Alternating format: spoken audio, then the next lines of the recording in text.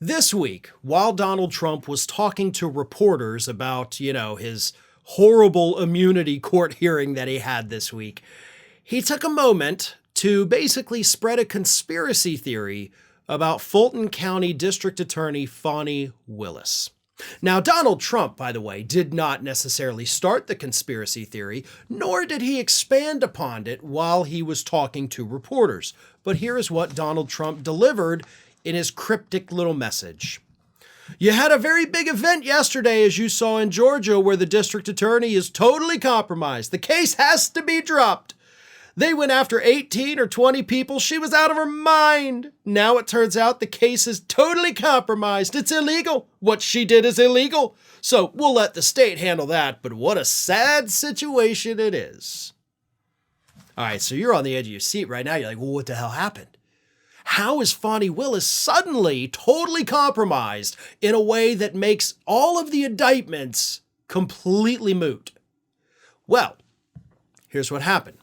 Mike Roman, who was a Philadelphia-based political operative who served as Trump's director of election day operations on his 2020 campaign and faces 7 criminal charges in Georgia, Mike Roman filed a complaint with the court via his lawyer, alleging that Fani Willis and another top prosecutor working on these cases are engaged in a, quote, improper romantic relationship, thereby making the indictment, quote, fatally defective.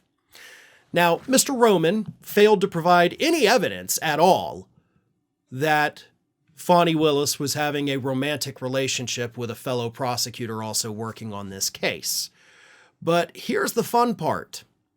Even if he had provided evidence, if they had a private investigator following her, showing them having romantic dinners and doing the things that couples do. Okay. So, how does that affect the indictments? Now, if Fani Willis had been, I don't know, having an affair with one of the grand jurors, then hell yeah, you got a case, you got an argument.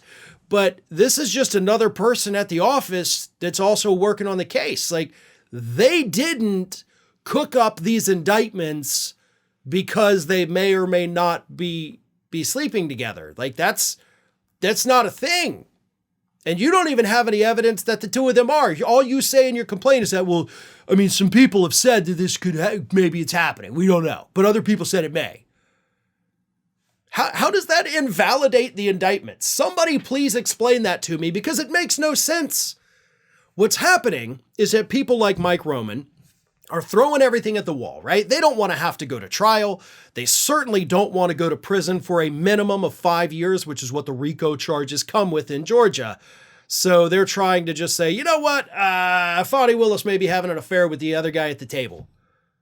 And I'm sure the judge is going to look at that and be like, okay, well, that sounds like a personal issue she's going to have to deal with that has no bearing on this case. It had no bearing on the indictments being handed down. It's just a thing that she may or may not be doing in private, which again, doesn't affect anything in this courtroom. So why are you even bringing it up? I mean, if I were the judge, that's what I would say. Now, if you have evidence of any kind of impropriety between any of the prosecutors and any of the grand jurors, then by all means, let us know. But you don't. Instead, you're trying to say that the main prosecutor might be having an affair with one of the other prosecutors, which doesn't change any of the facts of the case. It doesn't change any of the evidence used. It doesn't change any of the indictments. And it doesn't change any of the decision-making process of the grand jurors as they came to the decision to hand down those indictments. See where I'm going? But nevertheless, Donald Trump told reporters big things are happening in Georgia. And yeah, big things are happening, bud. But none of them involve Fani Willis's personal life. Hi, everyone. This here is little Athena. And Athena would like to know why you haven't subscribed to Fair and Balanced yet. So please, don't let Athena down. Subscribe today.